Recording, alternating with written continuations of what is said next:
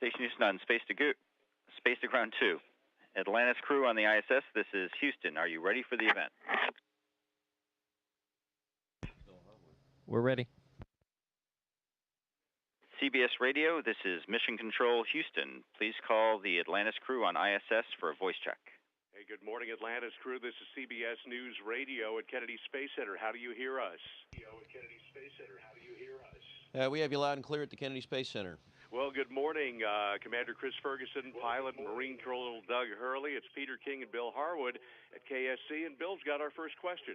Well, it's just an obvious question right off the bat, guys. First of all, great to see you again. I know you got GPC-4 back up and running. Can you give us some sense of how that's doing and your confidence that guy's going to hang in there? Well, it actually failed last night. I think it was about an hour and a half after we fell asleep. The alarm went off, and I think we all looked at each other and had that bright-eyed, sort of bushy-tailed look, and raced up to the flight deck. I'll tell you, the folks on the ground did a nice job helping us get through that. We brought up another GPC to help us out with the functions that 4 was performing, and we got it hopefully back up and running this morning. So it's hanging in there, and we're confident it's going to work for entry for us. Commander, NASA Audio has asked us to ask you to turn off the mic every time you finish your answer. Thanks, and it's Bill Harwood again, and I want to shift gears. I mean, that's the nuts and bolts of the computer thing this morning, but, I was driving in this morning, and I'm wondering if you guys, if the reality of this is set in. You've been asked these questions a million times about this being the last shuttle flight, the end of an era, and all of that. You've been so focused on the mission, I doubt you spent a lot of time thinking about that, but you're the tip of the spear, and I think a lot of folks would be curious. I mean, is this something that's sunk in yet, that this really is the end? Well, I'll tell you, Bill, we talked a little bit about this pre-mission, but as we, of course, we got a busy timeline, and there's not a whole lot of time to think about it, but we realize as we go from module to module here, I mean, literally, we've reached the point where we're saying, okay, it's the last train out of town. Is there anything else that needs to go back to the Kennedy Space Center, back to Houston before the shuttle program wraps up here? And when you say things like that, I think the reality of it really begins to sink in. This is really the last train out of town. And, of course, we're going to stay focused and very busy up until we undock. But, it's beginning to sink in. I mentioned that to you earlier, that I don't think the full magnitude of everything is really going to hit us until after the wheels stop. This is Peter, and following up on that question, everybody has asked every question under the sun about what it feels like to be flying this last mission. I'm just wondering from both of you, does this feel any different than you expected it to, and if so, how? Yeah, that's a good question, Peter. For me, my last mission, my only mission, was STS-127 2JA. It was a 16-day mission. It was 5 EVAs, and I honestly think this one has been busier, which is which surprises me a little bit. And I, the obvious reason is we have 3 less sets of hands to help out, and I think that for me is the biggest surprise. And for you, Commander? Well, I'll tell you, after getting back here, it's a very familiar environment. This is the 3rd time I've been here. And I'd have to say, I agree with Doug to a certain extent. This has been incredibly busy. When there's a free moment, usually you can run over to the MPLM, our cargo module, and you can always find something to do. And even when there's nothing to do in the MPLM, we can go back to the closet, which is the permanent logistics module that they have here, and you can always help them reorganize here. So there is an awful lot of work left to do here. And the days, it's been hard to believe. It's been almost a week since we launched, and the days are just clicking by. So we got a lot to do in the next few days, but we're looking forward to undocking, and especially that great view of the fly-around. And I guess my question to follow that up with is staying so busy keeping you from thinking about what this all means at this point? You're just concentrated on the mission. Yeah, that's actually a really good summary. We're kind of in the on-orbit mode right here. Now, in that light, just a few days ago, we were asked to downlink a few videos that I think were embargoed on the ground, which means they'll be for future playback, but they're all to commemorate the shuttle program. Of course, there's a lot of folks that we've worked with throughout the years, both at the Kennedy Space Center and at the Johnson Space Center, who will shortly be losing their jobs, and to thank them for everything they've done. So we have those sobering events peppered throughout our timeline that help us, remind us that this is really, this is just about it. Commander, it's Bill Harwood again. You just brought a point up to me. I just got back from the Johnson Space Center where I've been for several days, and I have to tell you the mood there is, sober is probably putting it optimistically. I mean, it's pretty depressed. I think there's a feeling of abandonment, perhaps. It's not so much the end of shuttle, but the gap before there's going to be anything else. What do you have to say to those guys, all the folks who've trained you, have put these missions together over the years and made it happen right here at the brink at the very end? You know, Bill, we were talking to a few folks with some of our commercial providers here at the Kennedy Space Center just a couple weeks before launch, and I was actually very encouraged to hear that there's some hardware for the Orion MPCV that's due for delivery at the Kennedy Space Center soon. You know, of course, we have our commercial folks at SpaceX and the other corporations working on plans as well. So I think that sobering attitude that you may sense is really just a prelude. You know, everybody realizes that the shuttle program, everything they've worked on for the last 30 years is coming to a close. But, you know, by and large, we have something right behind it. And I think once we can finally get over the fact that the shuttle is gone and its day has come, I believe we'll begin to pick up the pieces and everyone will see that we really do have some vibrant programs out there that we're working on. So I know it's tough, but, you know, it's kind of one of those wake type things. You have to come to terms with the end before you can really put on a new beginning. Commander Ferguson and Pilot Doug Hurley, thank you so much for the answers this morning. Safe rest of the flight. We look forward to your safe return here to KSC in just under a week. Thanks so much for spending time with us. Atlantis ISS, this is Houston ACR. That concludes the CBS Radio portion of the event. Please stand by for a voice check from KYW-TV.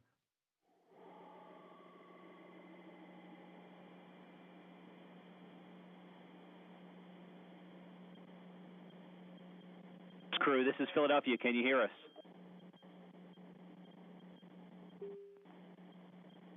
Hey, Philadelphia, we have you loud and clear aboard the International Space Station. Well, Mr. Ferguson, nice to see you. It's great to see you, KYW. How's all my folks in Philadelphia doing? Terrific. You'll be speaking with Yuki Washington and Anne-Marie Green.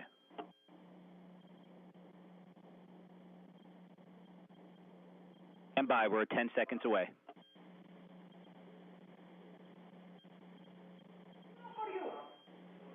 Well, the Space Shuttle Atlantis is the final shuttle mission, and it's in orbit with the International Space Station right now. And as you know, Shuttle Commander Chris Ferguson graduated from Archbishop Ryan High School and Drexel University. Chris and the shuttle's pilot, Doug Hurley, join us live now from the International Space Station to talk about the mission and how it's going. Gentlemen, good morning to you. Hey, good morning to all our folks in Philadelphia. How you doing? There you go. Not bad. Doing fantastic. Please assess the mission thus far, how it's going, everything going to plan. So great to see the two of you.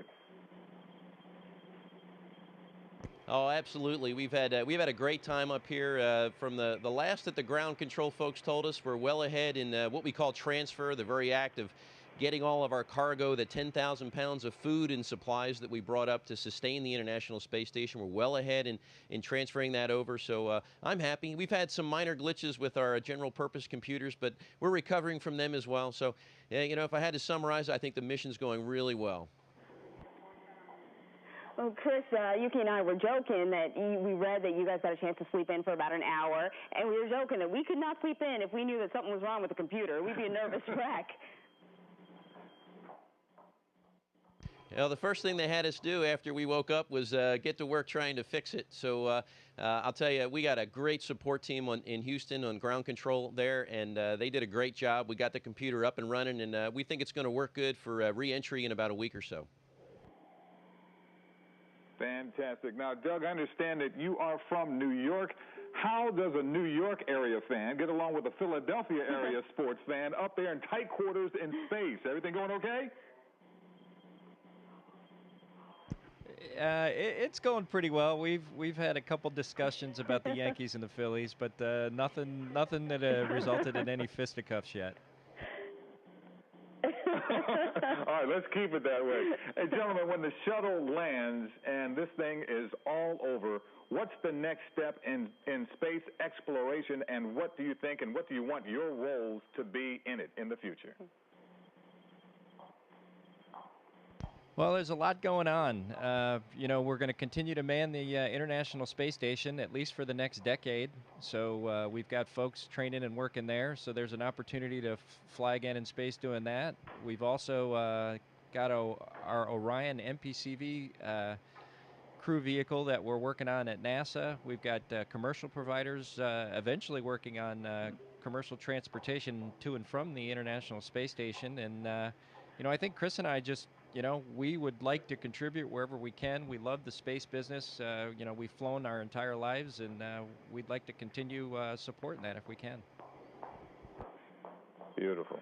Chris, we just have to sort of double check something. Yuki had some people talking to him on Facebook, and they mentioned that you may have talked at the U2 concert yesterday. Are you a big U2 fan? Actually, I'm a huge U2 fan, and I don't know if we talked at the U2 concert, but we did have, U2's been a huge proponent of the space program, and I know that they've been involved with uplinks and downlinks many times in the past. That's fantastic. And before we go, I know, of course, we've all said that you've graduated Archbishop Ryan High School, Drexel University, and when it comes to those two schools and your family, how did those moments back then prepare you for what's going on right now, being a Philly guy?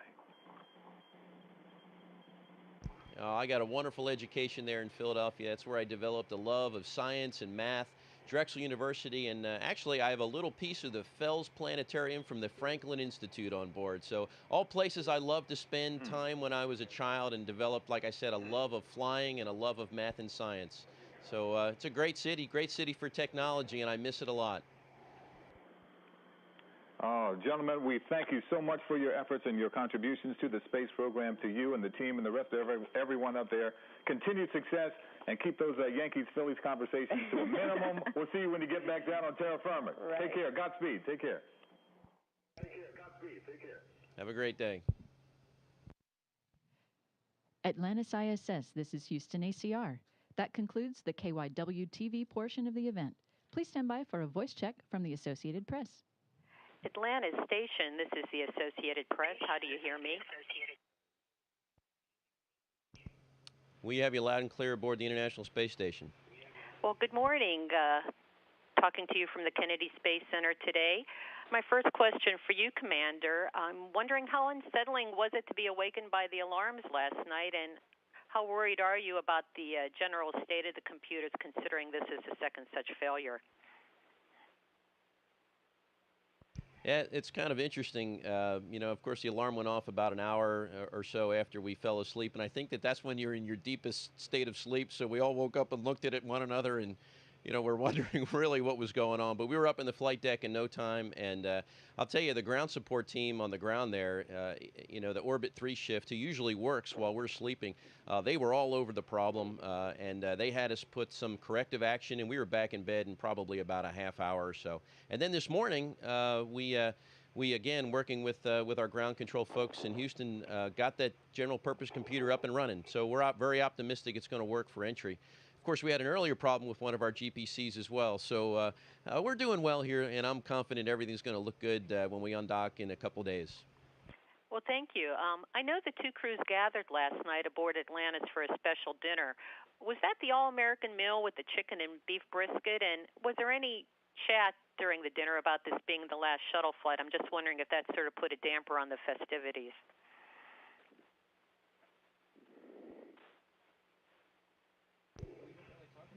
Actually, first of all, it was a fantastic meal. We shared it with our American, Japanese, and Russian counterparts on the middeck, and we're friends from a long time back. So we shared more memories of our early years in the astronaut office, it's one of the few opportunities we get to talk to our Russian partners and share experiences that we've had in common with spacewalks and some of the operations that we've done together. We did reminisce a little bit about the upcoming end of the shuttle program. As a matter of fact, I do recall saying, hey, you know, this is the last joint meal that we're ever going to have aboard a space shuttle. And you know, it's a little bit of a sobering, somber moment, but at the same time, we're extremely fortunate to have had 37 missions, I think, to the International Space Station now. So we're very lucky to have done this. And was that the all-American meal you enjoyed last night? Absolutely. I think it included, like you said, chicken, beef brisket. There was a lot of corn on the menu. We had some great appetizers, and then we had good old-fashioned apple pie for dessert. Oh, that sounds pretty good for space. Another question for either of you or both.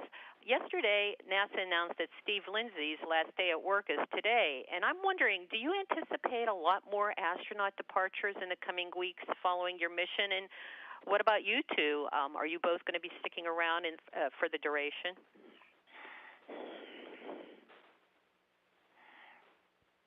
Yeah, it's a good question. I think it's really based on each individual within the office and, you know, what their family's desires are or where they want to live and what they want to do, you know, after they've decided they've done what they wanted to do in the astronaut office. You know, we have a typical attrition of, you know, 6 to 8 people a year, and I think we're pretty much following that.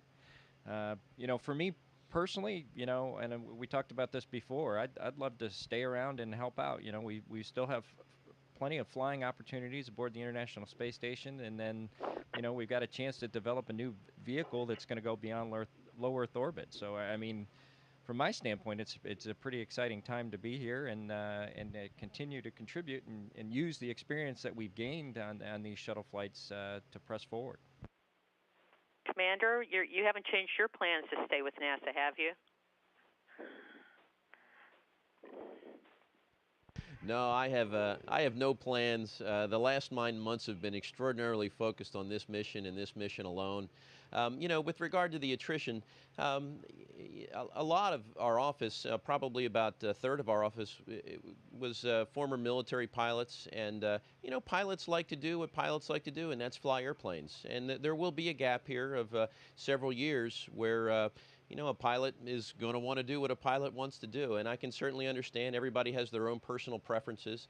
And there'll be a little bit of lull in piloting activity until we get our next spacecraft. So, you know, in the interim, I can understand why people make the choices that they do. I'm wondering, I know there are several more days left in your flight, but so far, if you each had to choose, what is the one highlight of your mission, the memory that you're going to take back with you and keep forever?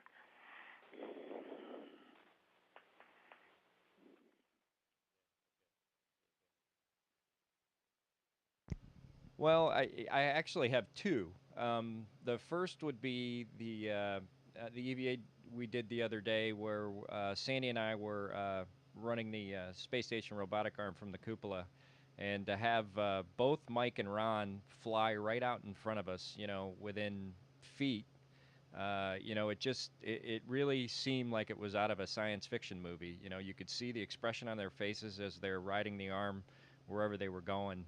And it was just, you know, it's kind of seared into my memory. And then the other one actually happened last night.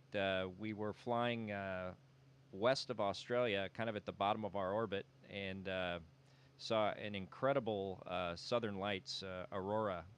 And, you know, it was the best one I've seen in my two space flights. And it was just unbelievable, the view we had out the cupola. I'll share my personal moment, and it was the same one I had on my last flight. You know, as we rendezvous with the space station, you approach it from below, and you pause there to do the rotation maneuver. And it's just that moment as you're poised there beneath this incredibly mammoth space station. And it really is, it's just a feeling of awe, and you're humbled by what humans can create when they work together to do things in space. It's an incredibly memorable moment, and I will never, ever, ever duplicate it or forget it. Well, Thank you very much, both of you. Godspeed to you and your crew, and Godspeed to Space Shuttle Atlantis.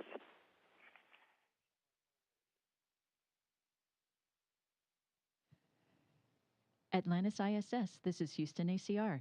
Thank you. That concludes the event. Thank you, CBS Radio, KYW-TV, and the Associated Press. Atlantis crew on the ISS, we are now resuming operational audio communications. Good job, guys.